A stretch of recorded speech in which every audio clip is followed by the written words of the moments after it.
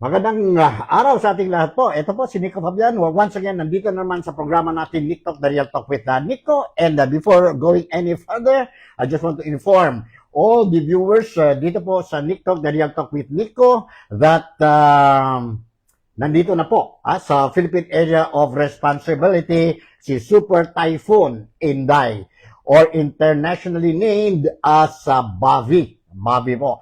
That's why, ingat tayo. Lahat ang mga Filipinos, dyan po sa Pilipinas, ingat lang tayo po and don't be stubborn when we receive advices coming from the local authorities for you to evacuate to safer places po or sa mga evacuation centers. So once again, I would like to invite all of you dito po sa programa natin, Nick Talk, The Real Talk with Nico. And maaga tayo ngayon po. July 8 na tayo and today is a Wednesday. Maaga tayo po because I want to share with you what happened yesterday dyan po sa day 2 of the impeachment trial of Inday Sara Duterte, wherein the prosecution team, they presented the first witness po who is an NBI agent, NBI agent po tungkol sa article of impeachment, article of impeachment against Inday Sara Duterte, yon po grave threat, grave threat. So, hindi na ano talaga po, both parties, question or examine ang first witness po, because of time limit. So, yesterday, nakita natin na ang prosecution team lang po, who presented the witness, and after 3 or 4 hours po, around 6 something po, ang presiding officer, si Senator Judge or presiding judge, si Senator Chis Escudero, decided to adjourn temporarily, or suspend the hearing and to be continued today po, July 28, to give the opportunity for the respond or defense team to question the witness. And it is for this reason now that I decided to give you what transpired dyan po yesterday, because mamaya po we will be on live again and I will share with you lahat ang mga followers ko po dito sa Nick Talk, The Real Talk with Nico, be it Filipinos dito sa Malaysia, West Malaysia or sa Sabah, particularly dito po sa Kota Kinabalu. You will be able to see live ito po kasi hook up tayo sa SMNI channel, live din sila.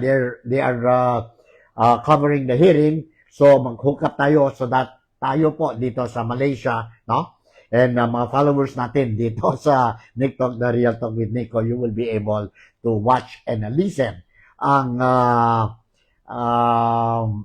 hearing ng Vice President Inday Sara Duterte po. Duterte. So again, I would like to invite each and every one of you, and I would like to greet salamat pagi, salamat patang, and salamat malam to each and every one of you, mga Filipino sa Malaysia, mga Malaysian friends, as well as overseas Filipino workers po sa iba-ibang parte ng mundo. Likewise, ang mga kapatid, kaibigan at kababayan ko po dyan mismo sa bayan natin, which we call the Philippines, of which I love the Philippines and I am proud to be a Filipino po, Except that I'm not proud na what is happening ngayon sa Pilipinas po dahil ito mga corruption po, It destroys the image, It is destroying the image of us, mga ordinaryong Filipino, dito sa ibang bansa, Pangit ang reputasyon natin po dahil sa corruption dyan po sa Pilipinas. And of course, what is happening sa Pilipinas, cost of living po, tumaas po, Sana lang we will be able to solve this problem and solve this problem and we will be able to move forward na tayo po and go to normal daily routines natin po, Okay, ingat tayo tungkol sa Super Typhoon Inday, Super Typhoon Inday na nandito na po o nandyan na po sa Philippine Area of Responsibility. In fact, I was made to understand and I heard sa mga national media outlets, institutions or TV stations radio stations in the Philippines this morning that some areas in Luzon, particularly in Quezon City, no? Last night they experienced heavy downpour and very loud mga thunderstorm po, no? Thunderstorm and some areas, no? In Luzon, no? Particularly in Luzon, na flooded na naman po. Flooded ang mga areas dyan po or affected areas dyan sa Luzon because of Super Typhoon Inday. Super Typhoon Inday. Let me share with you po itong news. Super Typhoon Inday, or international name Bobby, is enhancing the southwest monsoon as it enters today po. Today, the Philippine Area of Responsibility, according to the Philippine Atmospheric, Geophysical, and Astronomical Services Administration, or PAGASA. As of 4 p.m. yesterday, ito po, July 7, PAGASA weather specialist Benison Estraha said the monsoon is intensifying in western section of Mindanao. Rains are expected in Zamboanga Peninsula. When we talk about Zamboanga Peninsula, it means Zamboanga City, Zamboanga del Sur, and Zamboanga del Norte. Bangsamoro areas, Sorsogen, Misamis Occidental, and Lanao del Norte po. Inday will exceed the Philippine Area of Responsibility sa Sabado pa po. The Philippine Coast Guard is on heightened alert in preparation for Inday's possible impact. Interior Secretary Joby Remulla has ordered local chief executives to implement critical preparedness measures ahead of Inday's entry. No? Dito po ang news kahapon. No? So, confirm na sa Philippine Area of Responsibility na ang Super Typhoon na Inday, no? And ingat talaga tayo po. And once again, this Super Typhoon, we hope that it will not bring huge or big damages po sa properties, personal properties ng mga affected flood victims or typhoon victims po, and it will not destroy mga agricultural lands natin po, because if we will see huge or big damage sa agricultural sector natin po, then it means that we will be again in a big trouble when it comes to food supply po. And of course, let us not forget to pray to our Creator na sana lang po iwasan yon fatalities, no? Fatalities po na dahil sa Super Typhoon Inday. Kaya nga, ingat na ingat tayo. Let's be very, very careful po. Monitor the activities, whereabouts of the children. Monitor ang mga senior citizens natin, especially those who are sick. No? And follow instruction coming from the local authorities, especially when they give advices for people to evacuate, no? To evacuate to a higher area po, no? Areas. So, yun po ang ano natin. And itong NICTOC, the Talk with Nico, I will continue to monitor ang situation, and I will make sure that tayo dito po, mga Filipinos, sa Malaysia, because we have our relatives in the Philippines, maybe they are also nandoon po sa identified affected areas, Zamboanga Peninsula, Bangsamoro area, Sorsogen, Occidental, Misamis Occidental, and Lanao del Norte po, no? We have our relatives doon po. Stay tuned lang kayo dito sa NICTOC, the Real Talk with Nico, because I'm going to give you the updates. To the people in Luzon, ingat lang tayo po, no? Because narinig na natin, it was already reported sa national media in Manila or in Luzon po, no? That there are some areas already experiencing flash flood. Flash flood po. So, ingat na ingat tayo. The reason why I decided to come in early today po, is for me to be able to update ang mga followers ko po dito sa programa natin about what transpired dyan po sa day 2 of the impeachment trial of Inday Sara Duterte, wherein we saw the prosecution team presented ang first witness niya po nila, yon NBI agent po, no? Yon NBI agent, wherein the topic is more on the video clips po, which ano daw yan po, one of the evidences ng prosecution team, no? Sa article of impeachment, yon po, grave threat to President Ferdinand Bongbong Marcos, First Lady Liza Araneta Marcos, and former House Speaker Martin Romualdez po, issued by Vice President Inday Sara Duterte. The word of the day during the second day of the impeachment trial, yesterday po dyan sa Senado, is objection, my honor. Overruled. Yan po. That's the word of the day yesterday dyan po sa hearing ni second day hearing of the impeachment trial of Inday Sara Duterte. Nandito po, I'm going to share with you itong video clip, no? Some mga reactions coming from the camp of Sara Duterte, and towards the end of the video po, mayroon tayong report coming from the GMA News, ang recap po ng hearing yesterday dyan po sa Senado. So I would urge, I will advise ang mga followers ko po to listen itong video clip, and for you to be able to understand, to know, to be updated na ano talaga nangyari during the second day impeachment trial of Inday Sara Duterte, wherein the first witness was presented by the prosecution team, prosecution team kahapon po. So nandito, let's watch and listen to this video clip.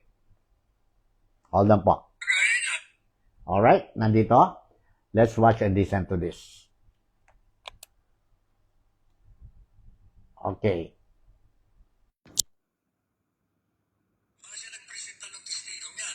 Ano bang pinapatunayan? Ang pinapatunayan niya lang na nagsalita at authentic niya na ito yung video. O, ano ngayon? Ang pinag-uusapan yung mga pahayag niya, isang crimen, isang impeachable offense, o hindi. So useless. Sinayang mo lang ang oras ng bansa at ng court at ng lahat ng mga taong nanonood for a useless witness. It doesn't prove anything. Kasi yung pinuprobahan mo, hindi naman dinidispute ng kabila eh. May narinig ka bang dinispute lang na, hindi sinabi yan Inday Sara. Sinasabi lang, tingnan yung context, ba't niya sinabi yun? Yun sagot sa tanong na nanganib ang buhay niya. Bakit niya sinabi yun? Kung baga, nagsusumbong siya sa taong bayan na may gustong pumatay sa akin. At ang tingin ko, ang papatay sa akin itong 3 taon to. Kaya, iganti niyo ako pag ako'y napatay.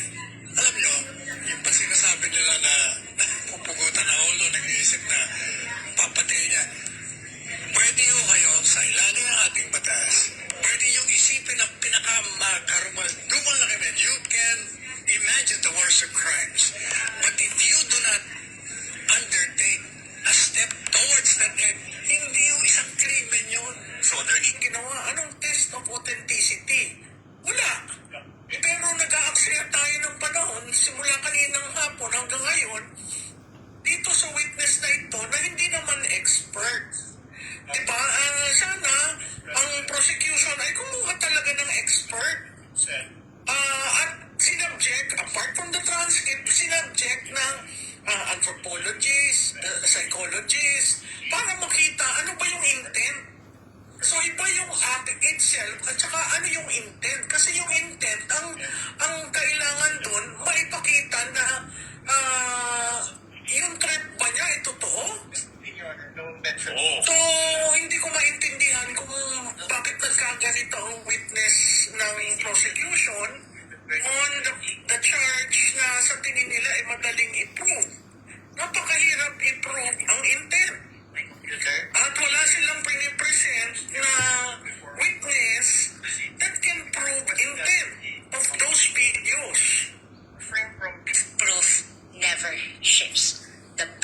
of proof never shifts.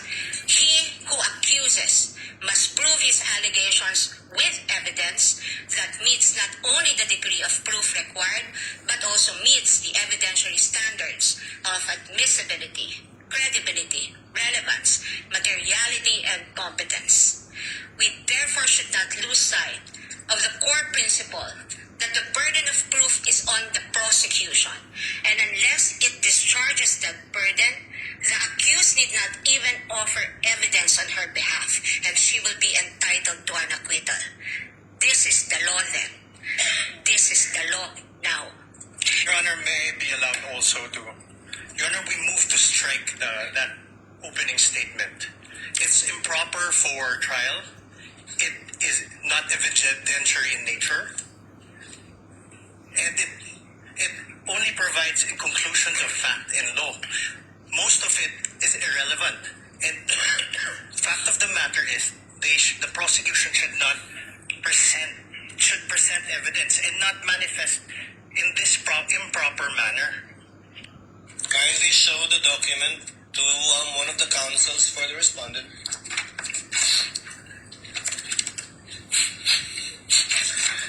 Your Honor, we note that the Exhibit P-I-IU-8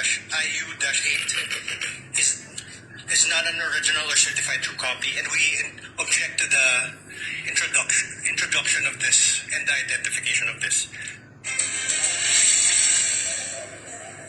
Jiggy, sa ikalawang araw ng impeachment trial para kay Vice President Sara Duterte, iniharap ng prosekusyon ang una nilang witness na si NBI Senior Agent John Mark Calilong at ang private prosecutor na si Attorney Virgil Ligutan ang nagpresenta kay Calilong. Sino ba itong si Calilong? Siya at ang kanyang team ang nagsagawa ng forensic digital investigation doon sa online press conference ni VP Sara Duterte na isinagawa noong November 23, 2024, kung saan ayon sa prosekusyon, malinaw na nagsabi o nagbigay ng pahayag ang Vice Presidente na di umano ay nagbabanta sa buhay ni Pangulong Bongbong Marcos sa kanyang asawa o may bahay na si First Lady Liza Araneta Marcos at kay dating Speaker Martin Romualdez.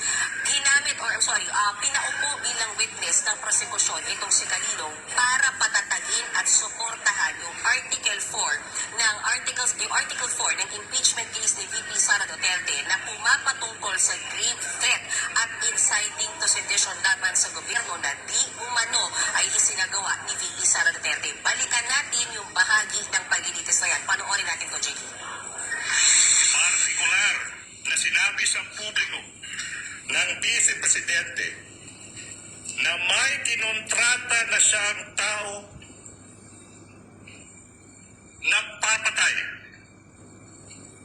nagpapatay sa Pangulo, unang ginang at former Speaker ng House of Representatives.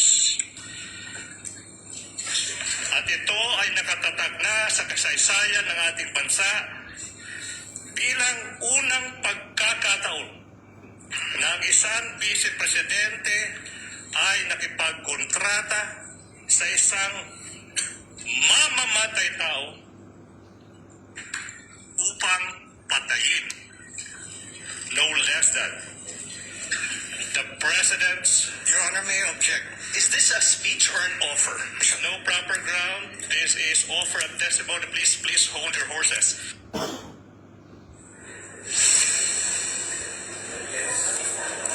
Jiggy, agad sinubukan. Alam mo, Jiggy, umpisa pa lang nitong second day ng impeachment trial, talagang maya yung pag-object ng defense team dito sa prosecution, yung kanilang presentation of evidence. Kaya nga, simula pa lang ay nag-object na at sinubukang harangin ng defense lawyer na si Attorney Carlo Joaquin Narvasa yung pag-testify ni Calilong. Ayon kay Attorney Narvasa, hindi kasi kasama ang kanyang pangalan doon sa original complaint na ipinasa sa Kamara. Bagamat kasama ang kanyang pangalan doon sa pre-trial brief. Again, Jiggy, balikan natin yung bahagi na yan ng paglilitis ngayong hapon.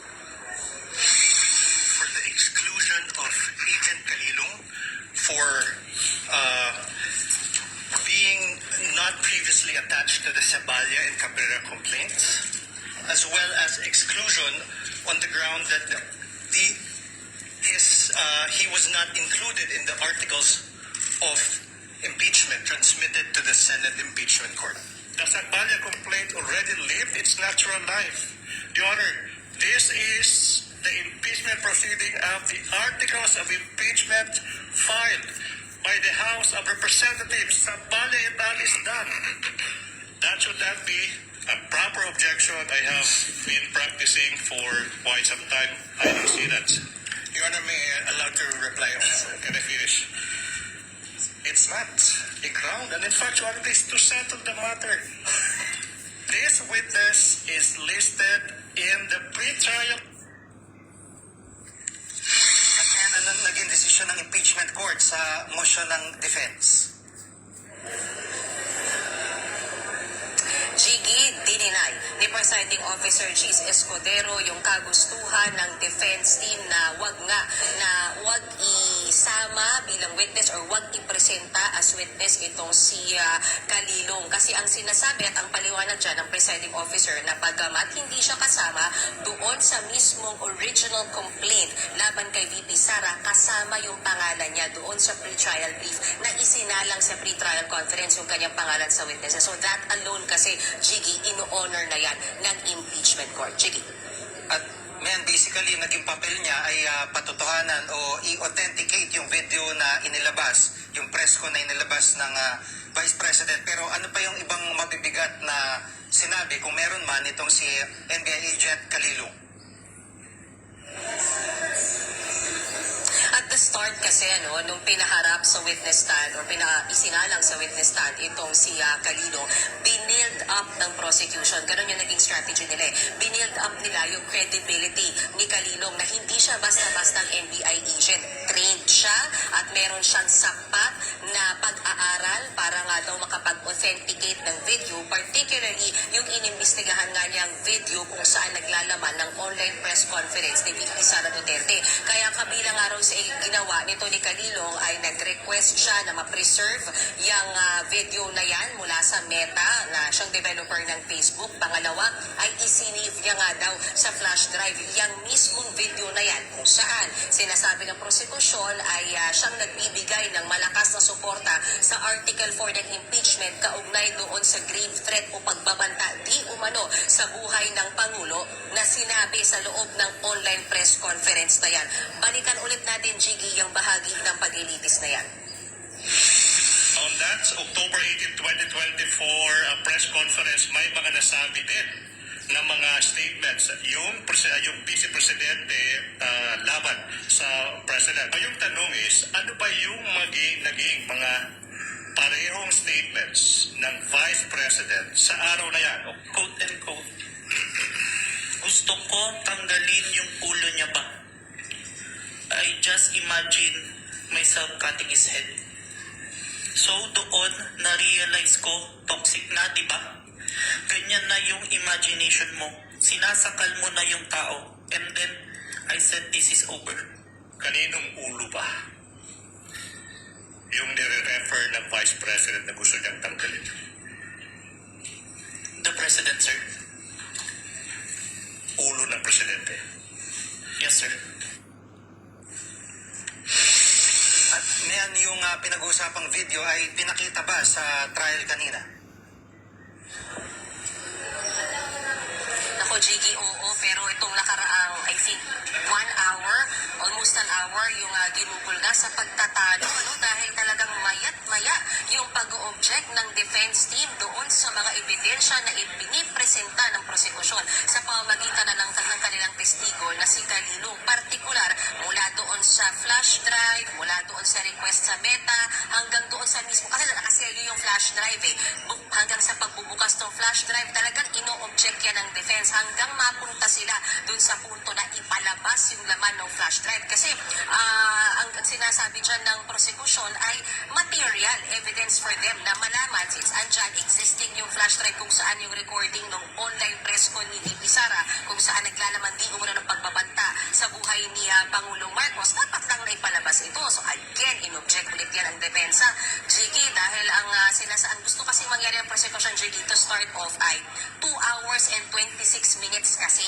yung video recording na yan na nasa loob ng flash drive. So ang sinasabi ngayon ng prosecution, hindi namin ipapalabas yung 2 hours and 26 minutes na yan. Nasa 2 minutes and 18 seconds lang daw ang kanilang ipapalabas. Enough to establish yung kanilang sinasabi na laman ng 2 minutes na yan yung mismong pagbabanta ni VP Sara di umano sa Pangulo. Pero naghamon yung depensa at ang sinabi nila ay kung gano'n lang din naman na ilalabas nyo yung video na yan, ba't hindi natin ilabas yung buong 2 oras? Then ang sinasabi nga dito ni Attorney Narvasa, unfair naman kung 2 minutes lang tapos yun lang ipapalabas nyo, bilang. Eh di dapat 2 hours and 26 minutes para may kumpletong konteksto. Narito yung bahagi ng pagtatalo dyan sa trial kanina. Panoorin din natin, JD. We object. Based on Your Honor, based on the rules, part of a video documentary must be presented. We request that the entire video be played. That is a misreading of the rules. Your Honor, please, counsel cited Rule 132, Section 17. With all respect to the defense, that doesn't serve your interest. It serves the interest of the prosecution. So we invoke, Your Honor, please, their ruling that it is for the prosecution to decide what to present, when to present, how to present, and whether to present at all. Be that as it may, Your Honor, please, the defense will not be prejudiced exactly because when the time comes for the defense to present their evidence, they can present the remainder of that 2-hour video. What we are saying, Your Honor, please, for the interest of time, for the prosecution's presentation of evidence, we deem that's only a 2-minute portion of that 2-hour video is relevant at this point in time.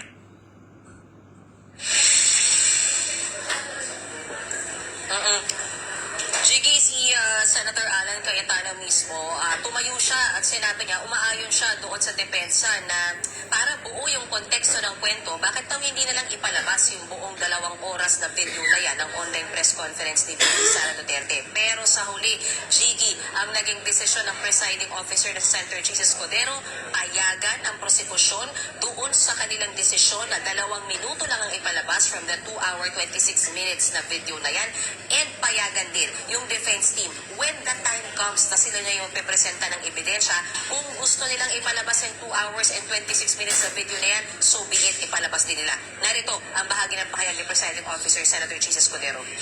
Should the defense, should the counsel for the respondent rather, decide as it has manifested to present the entire video, this court shall allow it. We will not interfere with how each party or either party presents their case. With a caveat, a portion of an entire video being presented is not only to save on time, but also to be able to support the allegations from the point of view of the prosecution insofar as their articles of impeachment is concerned. No need to say that the counsel for the respondent will also present the evidence that they deem best that will prove the innocence of the respondent in this case.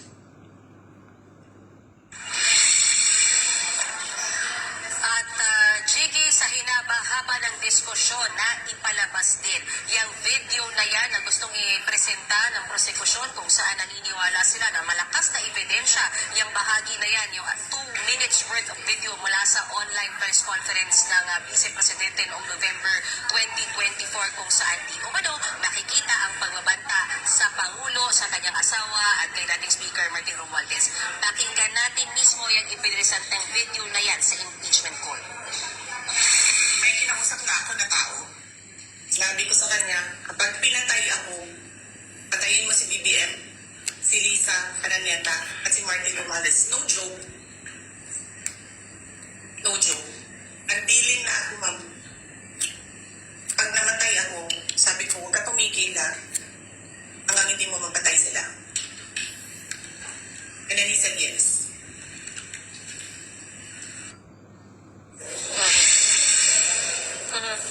Jiggy, bukod sa video na yan, nagpalabas pa ng isang video ang prosekusyon kung saan naglalaman naman ang sinabi ni Vice President Sara Duterte na gusto niya raw pugutan ng ulo si Pangulong Bongbong Marcos. So for day 2, just a konting-konting recap lamang, for day 2 nakapagpresenta na ng unang witness ang prosekusyon. We're expecting 2 witnesses for today para pa rin sa Article 4 o kaugnay nga doon sa grave threat laban sa Pangulo. At dahil alas 2 ng hapon ay nagsimula, we're expecting na matatapos ito by around 10 or 11 p.m. Depende sa haba ng tanungan dahil from 2 o'clock, umaapat na oras na yung prosecution sa pagtatanong sa kanilang witness. And let's not forget, magko-cross-examine pa yung defense team and then magpe-presenta pa ng isang witness, Jiggy. So marami tayong antabayanan hanggang mamayang gabi. Yan muna ang latest mula dito sa impeachment trial day 2. Balik sa'yo, Jiggy.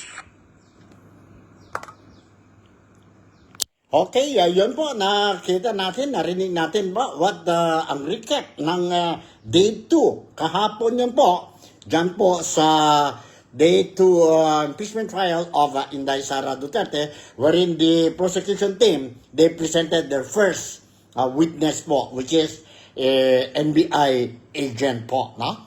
NBI agent. And the issue was on the video clips po ang statement made by Vice President Inday Sara Duterte. So, nakita natin mga reaction, mixed reaction coming from different sectors of the society dyan po sa Pilipinas. That includes also dito po ang mga Filipinos sa Malaysia po, no? And looking at what transpired yesterday, dyan po sa day 2 impeachment trial, na parang hindi naman nag-dispute ang defense team regarding ang video clip, no? Ang video clip that the witness is presenting or ang prosecution team, no? Wala naman yung problema po kasi it's a fact already that Inday Sara Duterte made that statement. But the only thing is that people are saying is that it doesn't prove that Inday Sara Duterte committed a crime po. Kulang, hindi daw yun strong evidence to prove that Inday Sara Duterte committed a crime by yung action niya po, yung great threat sa kay BBM, First Lady, at saka sa former speaker si Martin Romualdez po. Yun ang they are debating. So, ang cross-examination, sana yan po, we were all expecting that it will be done yesterday, but because of time constraint, no?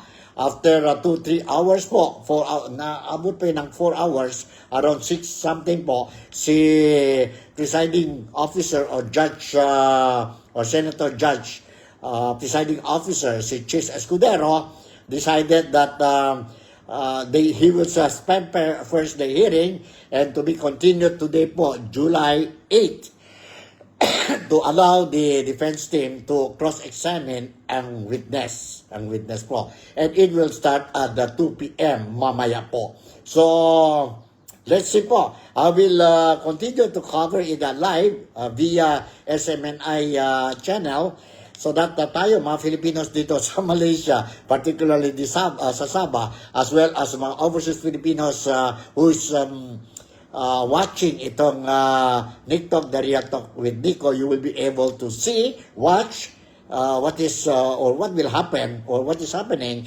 dyan po sa cross-examination to be done by the defense team mamaya po. Kaya nga, stay tuned lang kayo dito sa programa natin, Nick Talk, the Real Talk with Nico. And nakita natin sa mga social media, posting po, no? Medyo nag-bash kay Tony Ligutan. Ligutan ba yan? Yeah. Tungkol when he made a statement when the defense team, si Attorney Narvasa was saying that he noticed that mga documents are presented. Hindi naman siguro lahat. Mga documents presented na there are some documents were not certified as true copy po, no? So, ang sagot naman ni Attorney Ligutan, ang Xerox copy is equally can be considered as an original copy. Ganon ba yun po? Ganon ba yun? Ang Xerox copy daw po can be considered as original copy. So, because of that, nag-bash sa kanya po ang mga tao. They are even saying po na pwede na daw i-present natin when we do some transactions sa gobyerno po. We only, no need for us to bring ang original copy, but we only present ang Xerox copy or photocopy po, no? Photocopy ng mga documents natin. So, yun po. And nagtaka din si Attorney Ligudan bakit he was bashed, no? By a lot of people on his statement about the Xerox copy or photocopy can be considered as original copy po. Sa inyo po, what do you think? What do you think? Valid ba yun ang claim ni Attorney Ligutan or hindi? But anyway, I will just leave it sa inyo po. No? Lahat mga followers ko po dito for you to make your own opinion, assess, or whatever po. No? What I'm trying to do is just to share with you what transpired kahapon dyan po sa day 2 of the impeachment trial of Inday Sara Duterte. Again, I would like to remind each and every one of us dito sa programa at 2, siguro mga 1:30 po, I'm going to start going live so that you will be able to watch ang proceedings of the cross-examination coming from the defense team po mamaya sa first witness ng prosecutor po, no? Yon, NBI agent. So with this, siguro hanggang dito na lang muna ang programa natin for today and for this morning. And again, I would like to invite all of you mamayang 1:30 po.